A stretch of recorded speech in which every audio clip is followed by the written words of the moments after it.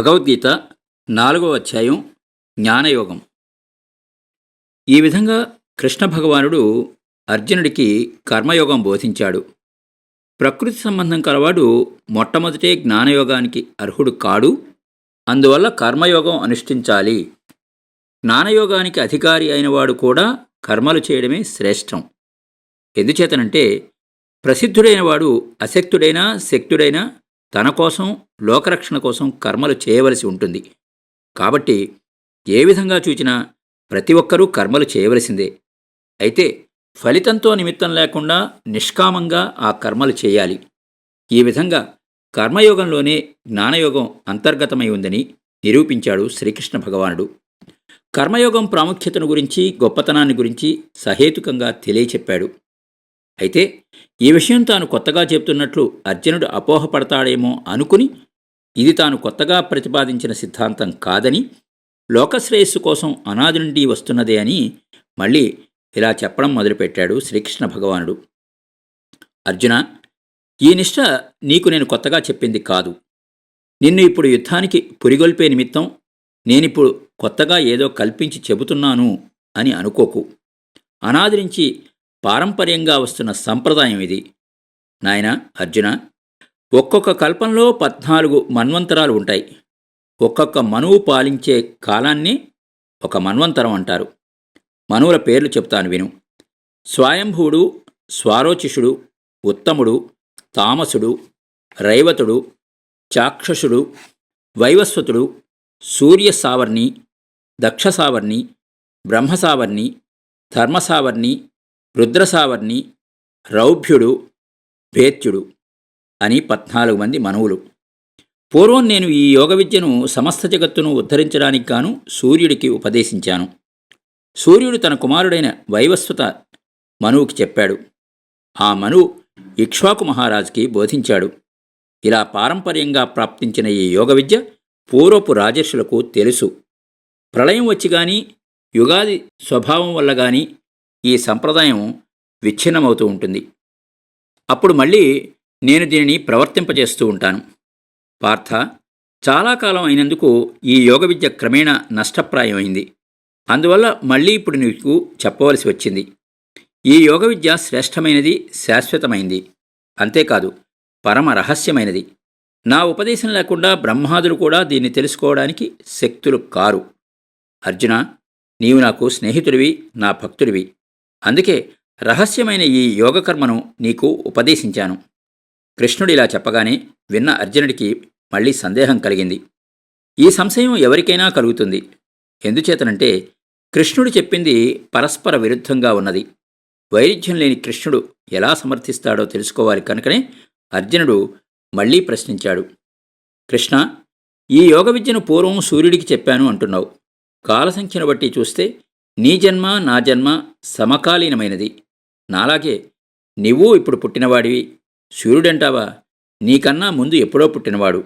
అంటే 28 చతుర్యుగాలకు పూర్వం వాడు సూర్యుడు. అలాంటి సూర్యుడికి ఈ యోగ విద్య ఉపదేశించడం ఎలా జరుగుతుంది? అది అసంభవం కదా. ఇది యథార్థమని నన్ను ఎలా నమ్మమంటావు కృష్ణ అని అడిగాడు అర్జునుడు. అప్పుడు కృష్ణుడు ఇలా వివరించసాగాడు. అర్జున, నీ ప్రశ్న సబబుగానే ఉన్నది. నాకు నీకు అనేక జన్మలు గడిచిపోయాయి. అయితే ఆ జన్మలన్నీ నాకు తెలుసు, నీకు మాత్రం తెలియదు. అదే తేడా. నీ జన్మలు నా జన్మలు రెండూ నిజమే, ఏదీ అబద్ధం కాదు. కానీ నేను కర్మల వల్ల సంభవించే జనన మరణాలు లేనివాణ్ణి. సకల భూతకోటికి నేనే నియామకుడను. నా పరమేశ్వర స్వభావం ఎప్పుడూ నన్ను అంటిపెట్టుకునే ఉంటుంది. నా సంకల్పంతోనే నా దివ్య విగ్రహంతో దేవాది రూపాలు దాల్చి నేను జన్మిస్తూ ఉంటాను. అందువల్ల అన్ని జన్మలు నేను ఎరుగుదును. తక్కిన అందరిలాగానే నీవు కర్మల వల్ల జన్మలెత్తావు. అందువల్ల అందరిలాగానే నీ జన్మలు నీకు తెలియవు. ఇక్కడ సాంఖ్యులు చెప్పేదానికి వేదాంతులు చెప్పేదానికి పొంతన కుదరదు. ఈ ప్రకృతి దానికై అదే జగత్తును సృష్టిస్తుందని సాంఖ్య సిద్ధాంతం. ప్రకృతి పరమేశ్వర రూపమని వేదాంతం చెబుతుంది. పరమేశ్వరుడు తన ప్రకృతికి తనే అధిష్టాన దేవత అయి జగత్తును సృష్టిస్తున్నాడని ఈ సిద్ధాంతం నమ్ముతుంది. ప్రకృతి అంటే మాయ. ఈ మాయకి ప్రభువు పరమేశ్వరుడే. ఈ మాయ నుండి సకల విశ్వాన్ని ఆయన సృష్టిస్తున్నాడు. అర్జున, నా జన్మకు కారణమేమో అంటూ లేదు. నేను ఎప్పుడూ ఉండేవాణ్ణి కనుక నాకు చావు పుట్టుకలు లేవు. నాకు ఏ వికారాలు లేవు. అనాది అయిన ఆత్మ అందరికీ సమానమే. ప్రకృతి వల్ల పుట్టిన వసుదేవాదులకు ప్రకృతి వల్లనే వారికి పుట్టినట్లు కనిపిస్తున్నాను నేను. ఎప్పుడైతే వేదోక్తమయ్యి వర్ణాశ్రమ వ్యవస్థారూపంగా ఉంటే ధర్మానికి హాని కలుగుతుందో, అధర్మం పెచ్చు పెరిగిపోతుందో, అప్పుడల్లా నా సంకల్పంతోనూ ఏదో ఒక రూపంలో వస్తూ ఉంటాను. శిష్టులను రక్షించడానికి, దుష్టులను శిక్షించడానికి ప్రతి యుగంలోనూ నేను అవతరిస్తూ ఉంటాను. అర్జున, ప్రకృతి కర్మమూలం, హేయం, త్రిగుణాత్మకం. అలాంటి ప్రకృతి సంబంధం వల్లనే జీవులకి జన్మ సంభవిస్తూ ఉంటుంది. కానీ నా జన్మ ఉన్నదే, అది అలాంటిది కాదు. ఎందుచేతనంటే సర్వేశ్వరత్వం, సర్వజ్ఞత్వం, సత్య సంకల్పత్వం ఇలాంటి సకల కళ్యాణ గుణాలతో నిండినవాణ్ణి నేను. అలాంటి నేను జన్మలు ఎత్తడానికి పరమార్థం ఉంది. సాధువులు నన్ను ఆశ్రయించడం, వారిని నేను రక్షించడం, ఇవి నా జన్మలకు, నేను చేసే పనులకు ప్రయోజనాలు. ఇవి అప్రాకృతాలు, అసాధారణాలు.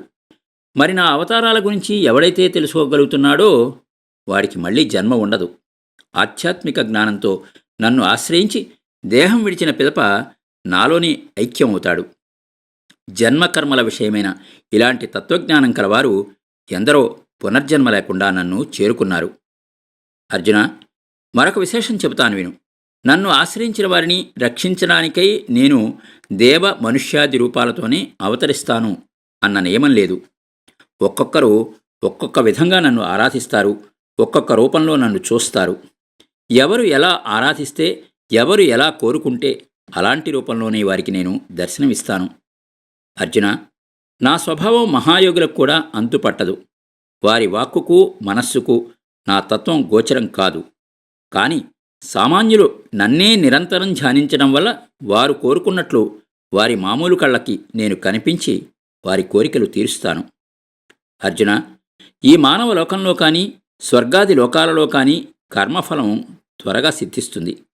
కాబట్టి మానవులంతా అనాది నుంచి వస్తున్న తమ పాప సంచయం నశించనందున వివేకహీనులవుతారు. వెంటనే ఫలితం సిద్ధించాలన్న తాపత్రయంతో సంపద, బిడ్డలు, ఇంకా ఏవేవో కావాలని, స్వర్గసుఖాలు అనుభవించాలని యజ్ఞయాగాదులు, దానధర్మాలు చేస్తూ ఇంద్రాది దేవతలను ఆరాధిస్తారు. అంతేకాని ఈ సంసార సుఖాలపై రోత పుట్టి మోక్షాపేక్షతో ఇంతకు ముందు నేను చెప్పిన కర్మయోగంతో నన్ను ఆరాధించరు. పార్థ, బ్రహ్మ మొదలు స్తంభపర్యంతమైన సమస్త జగత్తును నేనే సృష్టించాను.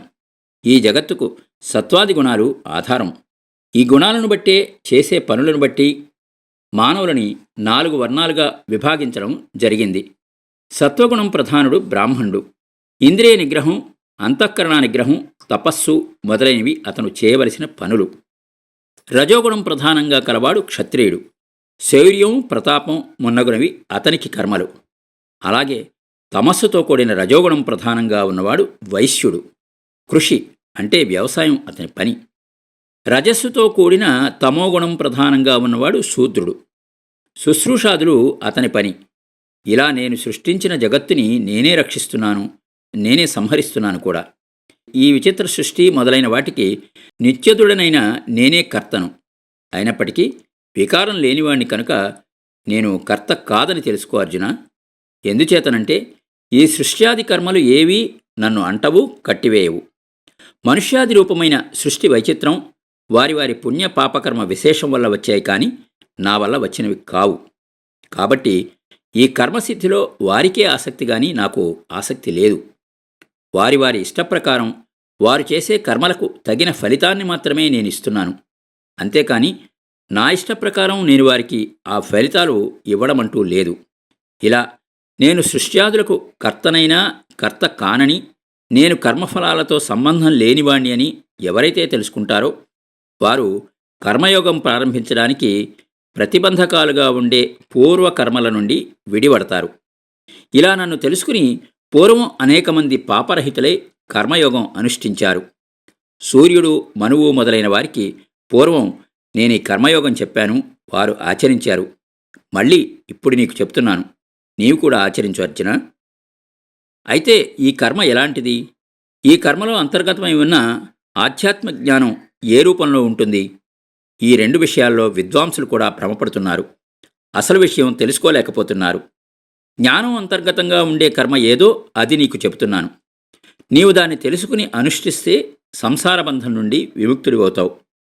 కర్మకు 3 స్థితులున్నాయి. ఒకటి శాస్త్రోక్తమైన కర్మ, రెండవది శాస్త్ర నిషిద్ధ కర్మ, మూడవది కర్మభావం. ఈ 3 స్థితులను మొదట తెలుసుకోవాలి. ఈ కర్మ, అకర్మ, వికర్మల యథార్థ స్థితి తెలుసుకోవడం శక్యం కాదు. అర్జున, కర్మ అంటే మోక్ష సాధనమైంది. వికర్మ అంటే నిత్య నైమిత్తిక కామ్య రూపాల వల్ల, వాటికి సాధనాలైన ద్రవ్య సంపాదనల రూపాల వల్ల అనేక విధాలైన కర్మ, వికర్మ అంటే వివిధ కర్మలను ఫలభేదాన్ని బట్టి అనేక విధాలుగా గ్రహించకుండా వాటన్నిటికీ మోక్షమే ఫలమని, ఏకశాస్త్రార్థమేనని తెలుసుకుని ఒకే అనుసంధానం కలిగి ఉండడం. ఈ వికర్మను గురించి ఇంతకు మునిపే నీకు చెప్పాను. ఇప్పుడు కర్మ, అకర్మలను గురించి చెబుతాను. అర్జున, కర్మ చేస్తూనే దానిలోని ఆత్మజ్ఞానాన్ని, జ్ఞానంలో ఉంటూనే దానిలోని కర్మని చూడగలగాలి.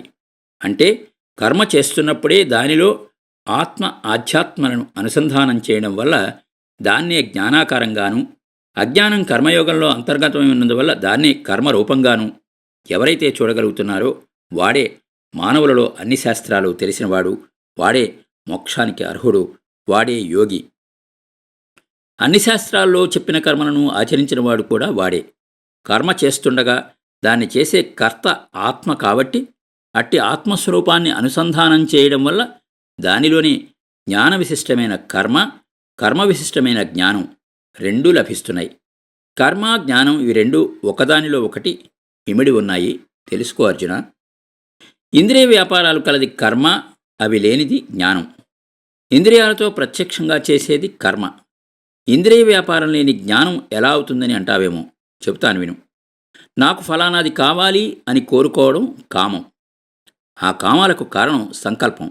అంటే నేను చేస్తున్నాను అనే అహంకారం లేకుండా ఎవరైతే కర్మలు చేస్తున్నాడో వారి కర్మలన్నీ జ్ఞానం అనే నిప్పులో దహించబడివినిగా తెలుసుకో. అర్జున, అలాంటి వాడే పండితుడు, విద్వాంసుడు. ఫలాపేక్ష లేకుండా ఎల్లప్పుడూ తృప్తి చెందినవాడై, విషయ ప్రవృత్తి లేనివాడై పనులు చేస్తే అలాంటివాడు కర్మలు చేసినవాడు కాజాలడు. వాటి పనులన్నీ కూడా జ్ఞానం అనే నిప్పుతో దహించబడి అకర్మలే అవుతాయి. అర్జున, కోరికలు కోసివేసి చిత్తాన్ని వశపరుచుకుని అన్ని విషయాల్లోనూ అభిమానం వదిలిపెట్టి శరీర పోషణకు మాత్రమే అవసరమైన కర్మలు చేసేవాడికి పాపం అంటదు. దేహధారణకు సాధనంగా దానంతటా అది లభించిన వస్తువు ఎంత స్వల్పమైనా దానితోనే తృప్తిపడి శీతోష్ణాది బాధలన్నీ సహిస్తూ తన కష్టాలకు తన కర్మే కారణమని అనుకుంటూ ఇతరులను చూచి అసూయపడక సుఖదుఖాలను సమానంగా భరించేవాడు ఎప్పటికీ కర్మబద్ధుడు కాడు. బ్రహ్మజ్ఞానం కలవాడి కర్మలు ఫలంలో కూడా సమూలంగా నశించిపోతాయి. అర్జున, సర్వం బ్రహ్మమేమని తెలుసుకో. అదే బ్రహ్మజ్ఞానం. అన్ని కర్మలు బ్రహ్మత్వకం కావడం వల్ల బ్రహ్మమయమని ఎవడైతే తెలుసుకుంటాడో వాడే బ్రహ్మకర్మ సమాధి పొందినవాడు. హోమం చేస్తున్నాడనుకో, హోమం చేసేవాడు బ్రహ్మ. యజ్ఞపాత్ర బ్రహ్మ, హోమద్రవ్యము బ్రహ్మమే, అగ్ని బ్రహ్మమే. బ్రహ్మకర్మ సమాధి వల్ల లభించే ఫలితము బ్రహ్మయే. కొందరు కర్మయోగులు ఫలాపేక్ష లేకుండా దేవతార్చనారూపమైన యజ్ఞం చేస్తున్నారు.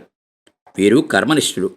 మరికొందరు జ్ఞానులు బ్రహ్మం అనే అగ్నిలో కర్మలని హవిస్సుని హోమం చేస్తున్నారు. ఉపాధితో కూడుకున్న ఆత్మను నిరుపాధిక బ్రహ్మస్వరూపంగా భావిస్తున్నారు. వీరు జ్ఞానంగల సన్యాసులు. ఇంకా కొందరు జ్ఞానేంద్రియాలను నిగ్రహం అనే నిప్పుతో హోమం చేసి వాటిని నశింపచేస్తున్నారు. మరికొందరు విషయాలను ఇంద్రియాలనే అగ్నిలో హోమం చేసి వాటిని రూపుమాపుతున్నారు. ఇంకా కొందరు జ్ఞానేంద్రియ కర్మేంద్రియాల శబ్దాది విషయాలను జ్ఞానంతో ప్రజ్వలించబడిన ఇంద్రియ నిగ్రహం అనే అగ్నిలో హోమం చేసి వాటిని నాశనం చేస్తున్నారు. మరికొందరు పుణ్యతీర్థాలలో దానధర్మాలనే యజ్ఞకర్మ చేస్తున్నారు. కొందరు ఉపవాసాలతో శరీరాలను కృశింపచేసుకుని ప్రాణాయామాది యోగాలు పట్టి మరికొందరు వేదపారాయణం చేసి ఇలా రకరకాల యజ్ఞకర్మలు చేస్తున్నారు. ఇవన్నీ శాశ్వతమైన బ్రహ్మపదం పొందడానికి మార్గాలు. ఇలాంటి యజ్ఞకర్మలలో ఏ ఒక్కదాన్నైనా చేయని వారికి ఈ లోకంలో సుఖం అంటూ ఉండదు. ఇక పరలోక ప్రాప్తి వీరికి ఎలా సంభవిస్తుంది? అర్జున, రకరకాలైన ఈ యజ్ఞకర్మలన్నీ వేదాలు చెప్పినవి. ఇవన్నీ కర్మరూపాలే. ఈ విషయం తెలుసుకుంటే నీవు సంసార బంధం నుండి విముక్తుడవవుతావు. అయితే ఒక విశేషం ఉంది. ద్రవ్య సాధనతో చేసే యజ్ఞం కన్నా జ్ఞానస్వరూపమైన యజ్ఞం ఉత్తమమైంది. అన్ని కర్మలు బ్రహ్మజ్ఞానంలోనే లీనమవుతున్నాయి కదా. బ్రహ్మజ్ఞానం అంటే ఇదే అర్జున. జ్ఞాననిష్ఠులను ఆశ్రయించి ప్రార్థించి వారి వల్ల నీవు ఈ బ్రహ్మజ్ఞానాన్ని తెలుసుకో. బ్రహ్మజ్ఞానం కలిగితే నీకు ఇలాంటి మోహము శోకము సంభవించవు. సమస్త చరాచర భూతాలను ఆత్మరూపమైన నాలోనే నువ్వు చూడగలుగుతావు. నువ్వు మహాపాపివి కావచ్చు, కానీ ఆ పాపం అంతా జ్ఞానం అనే తెప్పతో నువ్వు దాటగలుగుతావు. అర్జున, మండుతున్న నిప్పు కట్టెలను ఎలా కాల్చివేస్తుందో అలాగే జ్ఞానం అనే అగ్నిహోత్రంతో సమస్త కర్మలను దహించివేయి. నీకీ మనుష్య శరీరం ఎలా వచ్చిందంటావు? అది నీ ప్రారబ్ధ కర్మ. అనుభవిస్తేనే ఆ కర్మ నశిస్తుంది. కాబట్టి ఈ జన్మలో జ్ఞానం పుట్టడానికి ముందే చేయబడిన కర్మలు, జ్ఞానం వల్ల కలిగిన కర్మలు, పూర్వజన్మలో చేసిన కర్మలు, ఇలా అన్ని కర్మలను నశింపచేసేది ఒక్క జ్ఞానం మాత్రమే. ఎవడైతే శ్రద్ధ, జ్ఞానాపేక్ష, ఇంద్రియ నిగ్రహం కలిగి ఉంటాడో వాడికే జ్ఞానం లభిస్తుంది. జ్ఞానం లేనివాడు, శ్రద్ధాసక్తులు లేనివాడు సంశయాత్ముడు, చెడిపోతాడు. సంశయాత్ములకు ఇహపర సుఖాలు రెండూ ఉండవు.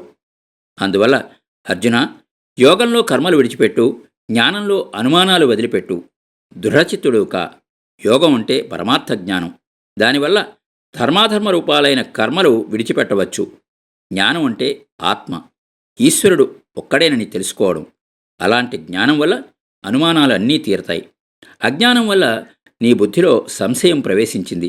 దాన్ని జ్ఞానం అనే ఖడ్గంతో నరికివేయి. పరమార్థ జ్ఞాన సాధనమైన కర్మ చెయ్యి. యుద్ధానికి సంసిద్ధుడవు అవు అర్జున అన్నాడు శ్రీకృష్ణ భగవానుడు.